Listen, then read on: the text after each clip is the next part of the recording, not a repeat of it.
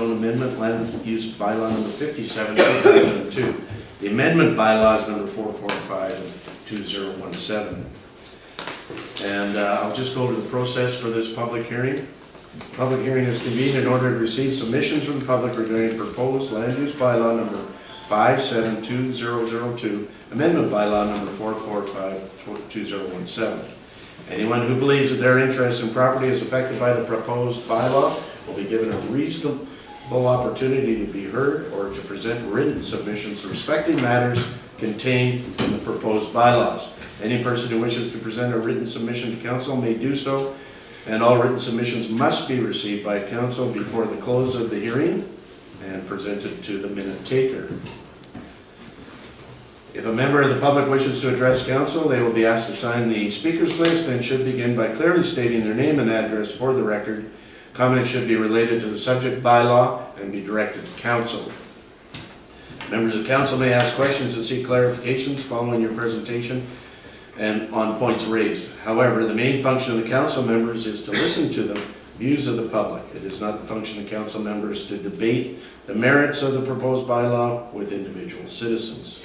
In considering the proposed bylaw, council has received documents which may influence its decision. These documents are available for review during this hearing. Your only opportunity to comment on the proposed bylaw is during the hearing, as members of council may not receive further submissions, verbal or in writing, after the close of the hearing. Council can determine when the proposed bylaws will be scheduled for consideration, and council may either adopt or defeat the bylaws or alter and then adopt the bylaws, provided that the alteration does not alter the use, increase the density, or without the owner's consent, decrease the density of any area from that originally specified in the bylaw.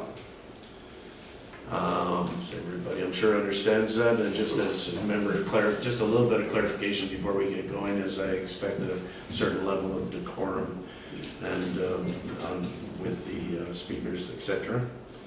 Okay, so Daniel, if you want to make the presentation. How long does each speaker? Yeah. Okay, There's never mind. not too many people here. Thank you, Acting Mayor and Council. Here at the public hearing for bylaw 445, for the Water General 1B amendment to the land use bylaw. So just some overview of this. The WG1B zone extends beyond the natural boundary for 300 meters out at the tip of Bowen, known as Cape Project Curtis. So it's a zone variation on our Water General 1 zone. So currently what this zone variation lists, the following uses not permitted, so what's currently in our land use bylaw: the community dock group, moorage facility, private moorage facility, permanent moorage. Some of these are not very readable, but in our official community plan mentions Cape Project Curtis, so an objective is to encourage retention of portions of Cape Project Curtis in a natural state accessible to the public. And then we have a policy that notwithstanding the approved subdivision plan, the municipality continues to promote the public interest of Cape Project Curtis by encouraging the development of the site. There's some points in there that govern how we address Cape Project Curtis. So in terms of this specific land use bylaw amendment, so the impetus from this came from a council direction October 31st, 2016. Council directed staff to prepare an amendment to the land use bylaw consistent with council's intent of bylaw number 381 to stop all further docks at Cape Project Curtis, to provide for greater certainty that the land use bylaw prohibits the construction or placement of any form of private dock, pier, wharf, raft, or boat lift facilities at the lands known as Cape Project Curtis, and that prohibits docking, launching from a fixed equipment or structures or moorage in the seabed adjacent to that area other than temporary moorage for a navigational or emergency purpose. So council, or staff then drafted what's before you is bylaw number 445. And so this bylaw would replace that short list of uses that are not permitted in the WG1B zone with this lengthier list. So despite any other provisions in this bylaw, the following structures or uses are not permitted. So dock, pier, wharf, island, or other structures, whether or not consistent of floats, ramps, gangways, whether or not consistent of a vessel lifting device, whether or not allowed for pedestrian access to and from shore or up in the lot, whether or not being a group dock, group moorage facility, private moorage facility, whether or not a principal use or structure, or whether or not an accessory use or structure. But the prohibition does not include a buoy, anchor, or other navigational aid that is normally carried in the vessel to be moored. And that the WG1B zone does not allow moorage other than moorage that is necessary or incidental to a navigational purpose or to deal with a life safety incident or other emergency situation. So council considered that bylaw for first reading and gave it first reading at the September 21st meeting of 2017. So it was read a first time. It was referred to the Advisory Planning Commission, to the Parks, Trails, Greenway Advisory Committee, and the Islands Trust. And then November 27th, 2017, the bylaw was read a second time, and council directed staff to schedule a public hearing for this bylaw. The APC at their September 18th meeting of 2017 considered it. They recommended a series of amendments, and they did not support the support section 4B of the proposed amendment. The Parks and Trails Committee met October 17th, 2017, and they supported the proposed amendment to bylaw 445 to clarify prohibited uses. The Islands Trust Council met on November 1st, 2017 to consider this bylaw, and they resolved that bylaw 445 is not contrary or at variance to the Islands Trust policy statement. So as of writing this at about noon on Friday of January 19th, no public comment had been received. Now public comment has been received from almost the time of completing this to now, so I believe that we have 12 on table letters. My letter to number still is lacking, but I believe that's the case. And that's the extent of my presentation. Any public comments received up until the close of this public hearing will be accepted and forwarded to council. Absolutely. Thank you, Daniel. All right, Tyler? So for the record, we do have on-table items A through M. Two that council does not have that were just received is one from Michael and Claire Rushton, which is in opposition, and one from John Dowler, which is in support. Those will be forwarded to you and be part of the public record. All right, thank you, Tyler. All right, so let's go to call for public input. Tyler, have you got the list there? Crow Lucas, please.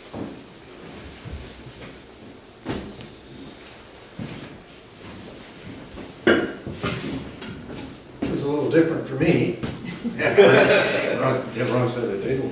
Not quite a number of them on the other side of the table. So I'll read this because my brain is not enough to carry all of this in my head. But Acting Mayor, Council, Kathy, I am strongly opposed to the proposed amendment to bylaw 57. I see this as an egregious erosion of private property rights, and as a taxpayer, I'm very concerned that this will cause considerable financial consequences to the taxpayers of Vaughan. If this amendment is passed, I have absolutely no doubt that there will be ensuing litigation by the property owners affected, and that the cost to taxpayers will be considerably greater than the loss that ensued from the recent court case against one of the CRC owners. And it's my understanding that that cost was well in excess of $100,000. Additionally, enacting this amendment has the real possibility that the collective CRC owners will pursue the Provincial Assessment Authority for a reduction in their current significant property valuations, which also will have a negative impact on future municipal tax collections. As a taxpayer, I do not wish to pay 1 cent toward potential financial damages caused as a result of this proposed amendment. I would ask you to consider it seriously. Thank you. And I should have introduced myself. Crow Lucas, 1580 Amelia Lane, Vaughan Island. Robbie Dyker.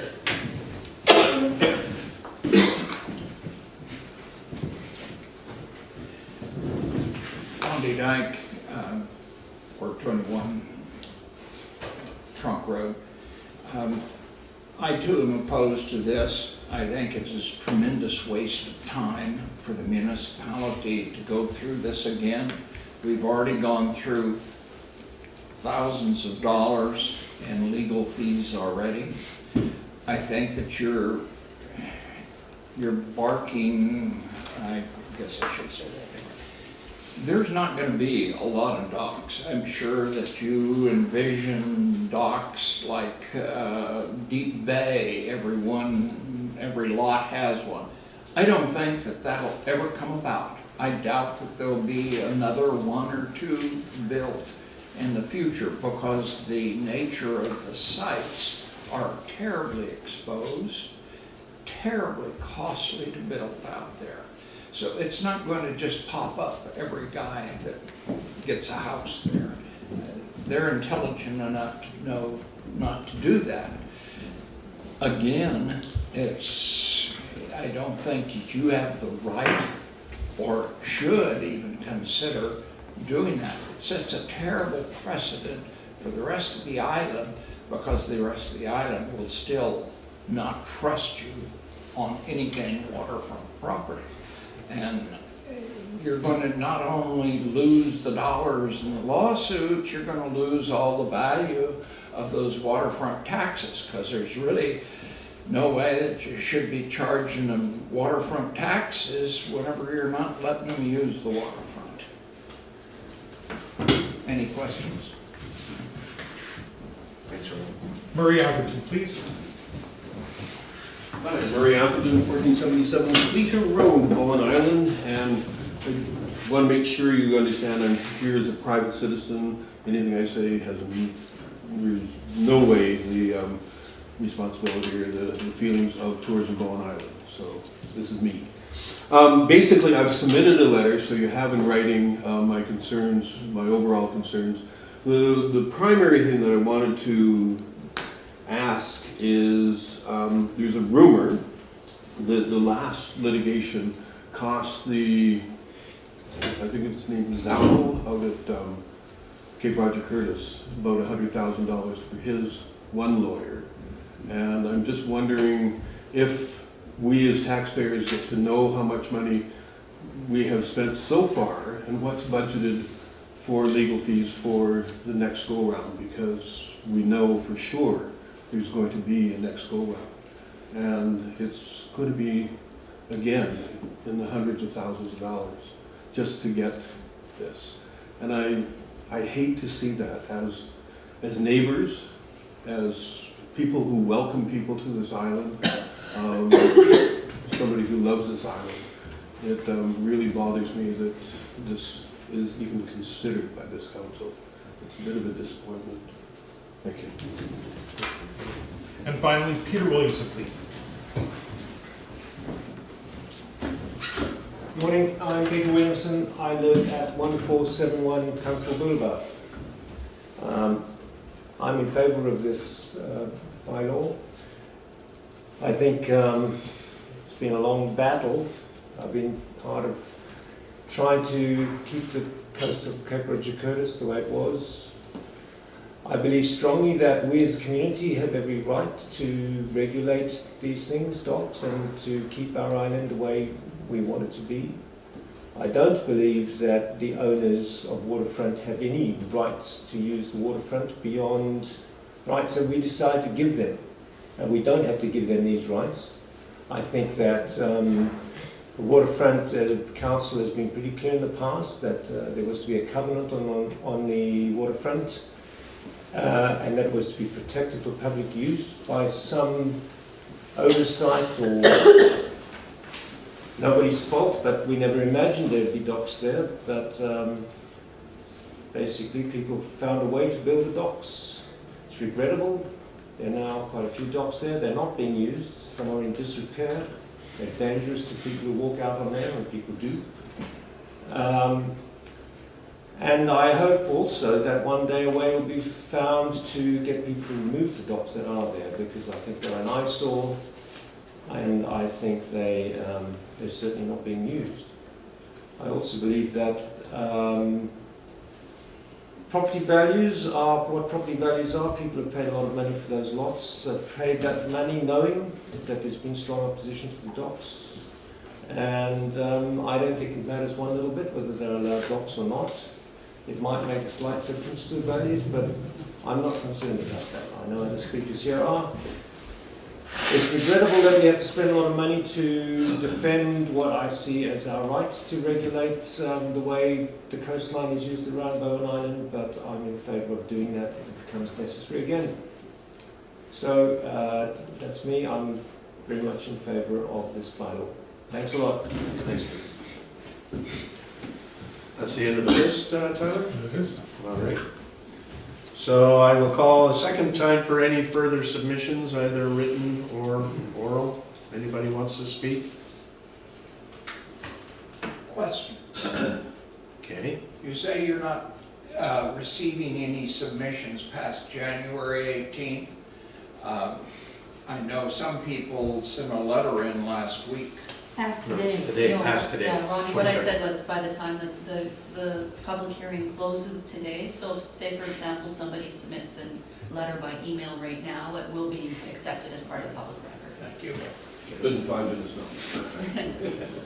Clarification, okay, so, and I will ask a third and final time for any further submissions regarding land use bylaw number 57, 2002, amendment bylaw number 4452017. No takers. Then I'll Sure. move Okay. that all written and verbal submissions regarding land use bylaw number 57, 2002, amendment bylaw number 445, 2017, up to and including January 22nd, 2018, be received, and that the public hearing be adjourned.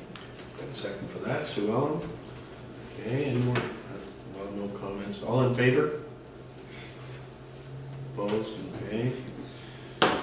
Carried unanimously. And that would be the end of the public hearing. Thank you very much. It is hereby adjourned. Appreciate your comments.